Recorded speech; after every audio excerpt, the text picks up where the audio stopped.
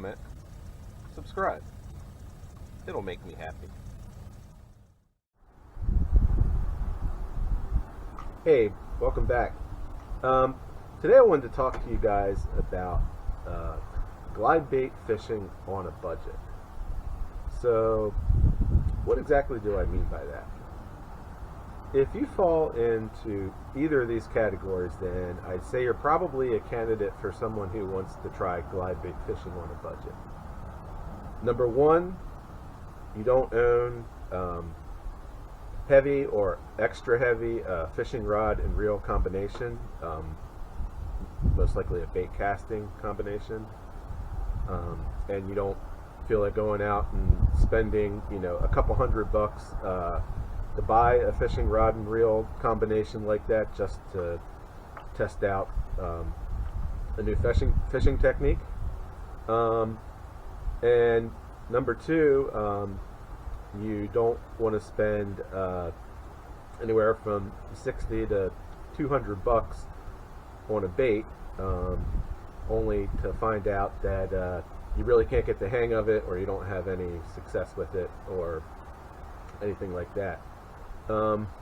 Me personally, I fall into both of those categories. I consider myself just a typical weekend fisherman. I've got 4 fishing rods, 2 spinning setups and 2 bait casting setups. So I don't have a fishing rod for every single, specific application out there. I pretty much just buy rod and reel combinations that can be sort of all around types of rod and reels and applied to different situations. So I don't have any extra heavy fishing gear like that, fishing reel, rod and reel. And also, I'm just generally not someone who likes to spend a ton of money on fishing lures. I'm not the guy who's going to go out there and spend $20-25 on a chatterbait when I can get one for $6 or $7. I feel like I have just as much success on the Z-Man original chatterbait as I'm going to have on the $20 jackhammer version. So I'm someone that if I'm going to try glide bait fishing, it's going to have to be on a budget. My knowledge of glide bait fishing was always pretty limited. I knew it existed, and I had seen maybe 1 or 2 tournaments on TV, the Bassmaster Elite Series, where it was pre-spawn in the spring, and virtually every single pro out there was throwing these real big 10 to 12 inch glide baits, like I said, on super heavy fishing rods and reels.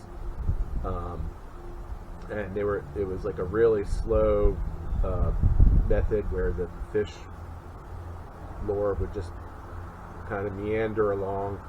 They'd do a little tick every once in a while.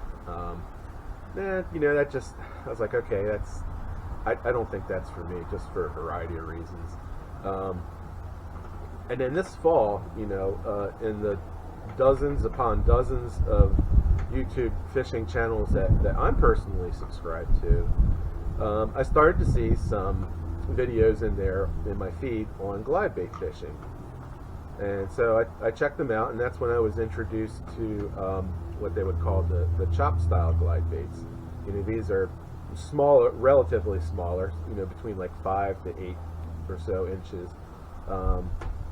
And the way these guys were fishing these lures, it's more of a side to side, and I thought, that's kind of interesting to me, because that kind of reminds me of jerkbait fishing. So I was like, oh, I could get into that. But again, the problem was when these guys would go over, what tackle they're throwing it on, and the baits that they're throwing and how much they cost at Tackle Warehouse and stuff like that. They're still talking about baits that were at least $60, more likely $100. And again, they were because of the weights of these baits, they were throwing them on heavy or extra heavy fishing rods.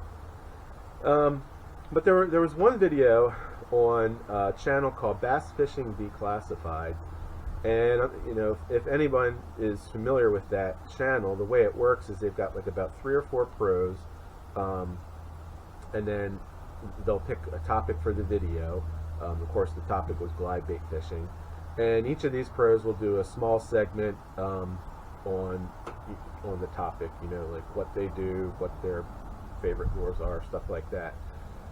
Anyway, so like 2 out of 3 of the pros that did their segment on this glide bait video, they mentioned the budget component of it, like at least as far as the lure goes. They were like, if you don't want to spend 60, 100 plus bucks on a lure, just to find out if it's for you, they started to rattle off maybe 1 or 2 budgetary type lures that were like generally in the 20 some dollar range, but they pretty much they were coming at it strictly from a price point level of the lure itself. So I'm going to put some of those lures, pictures of them, up on the screen here, because I didn't run out and buy every single one that they talked about. But I'm going to put pictures of them up here on the screen in a second, and I'll link them in the description down below. And keep in mind, I'm not endorsing that you buy it from any particular place, whether it's Bass Pro Shops, Tackle Warehouse, Amazon, etc. But I just wanted to give you guys links to these lures in case you wanted to check any of them out. So the first one that they talked about is the Berkley Nessie, and this is actually the only soft-sided glide bait that I'm aware of. It's about I think like 5.5 inches or something like that. Another one that they mentioned was the Sixth Sense Flow Glide 130, and this is a hard style glide bait. Another one is the Bass Pro Shops XPS Boss glide bait. Again, it's a hard style glide bait, and it's roughly 6.5 inches or something like that. If you go to these links, they'll give you all the specifications on them. And then the final one, and this is the one that I ended up choosing.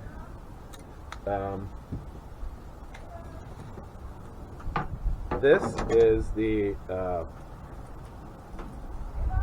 River to Sea S-Waver 168, and this is again about a 6.5, 6 3/4 inch glide bait.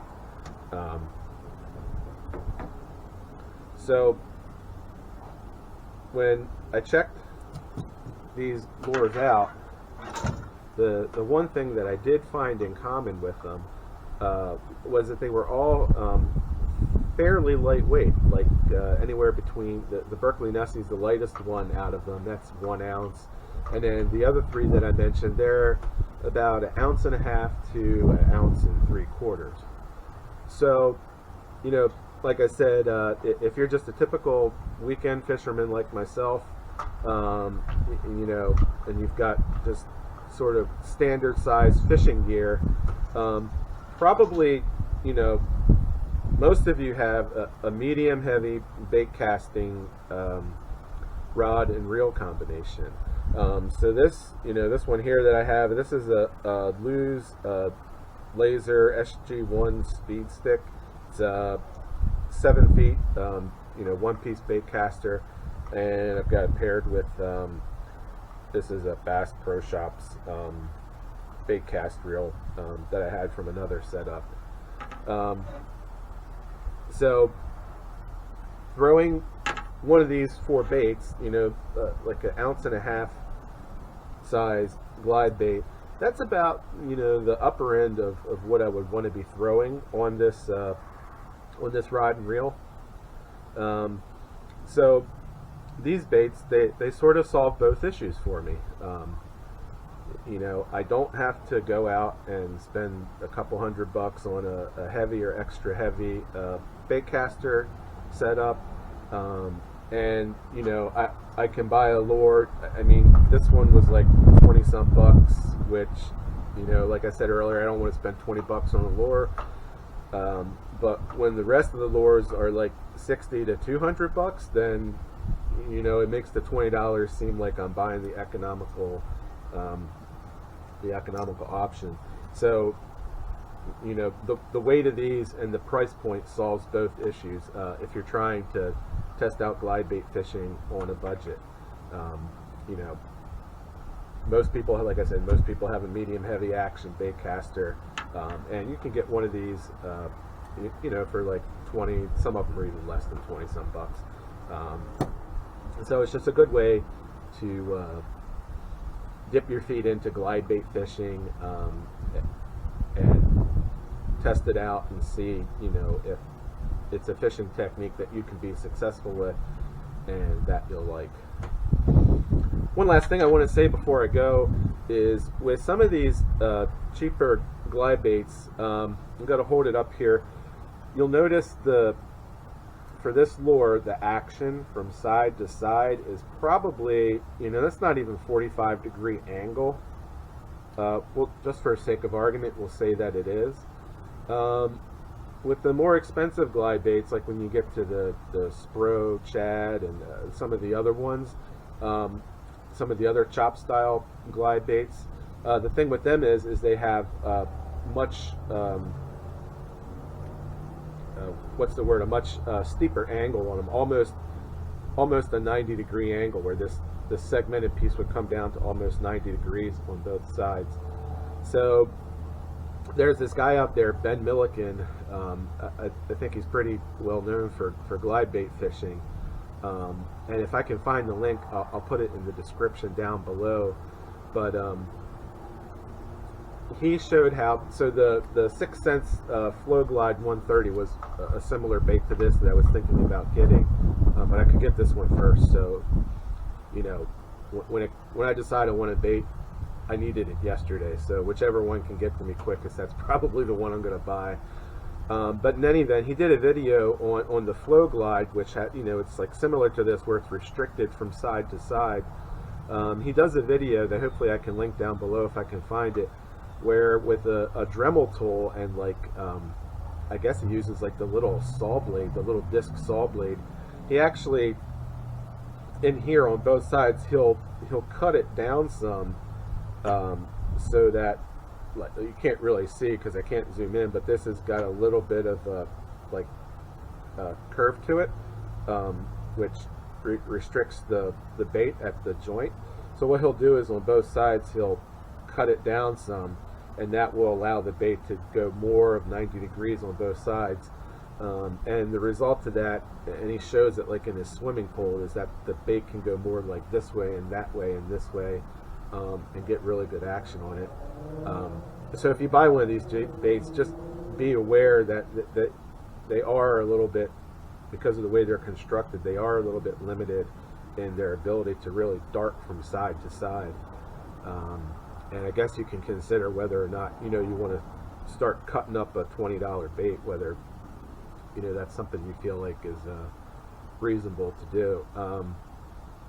I haven't really fished this bait a whole lot, like maybe like 3 or 4 times, and I'm not too crazy with the action on it, so maybe this winter I might, you know, go ahead. That might be a winter project for me, is just to go ahead and try to cut it down like Ben Milliken did with the 6 Sense glide bait. So anyway, yeah, I mean that's all I got. I just wanted to, you know, do a quick video on how, like, if you wanted to get into glide bait fishing and not spend a fortune to do it, because, you know, let's face it, you know, stuff costs a lot of money these days. That's just some tips and options for you guys on how to go about doing that. I hope you guys enjoyed this video. You know, it's getting towards the end of the season for me. Probably, like, I don't know, within another week, you know, I'm going to have to winterize my boat, and I'll probably be going a little stir crazy over the winter, not being able to fish. So if I get a chance to do a video like this, you know, I'm not the kind of person where I've got, like, you know, such experience and depth of knowledge and results that I can just, you know, do a video on any particular subject and have like all this expertise to talk about. But if I get the chance over this winter, I may do a couple videos like this that are, you know, just not me going out and actually catching a fish. So anyway, hey, one last thing I did want to say is make sure you tune in the week of Christmas. I'm going to have a post that I think you guys will think is pretty cool and want to check out.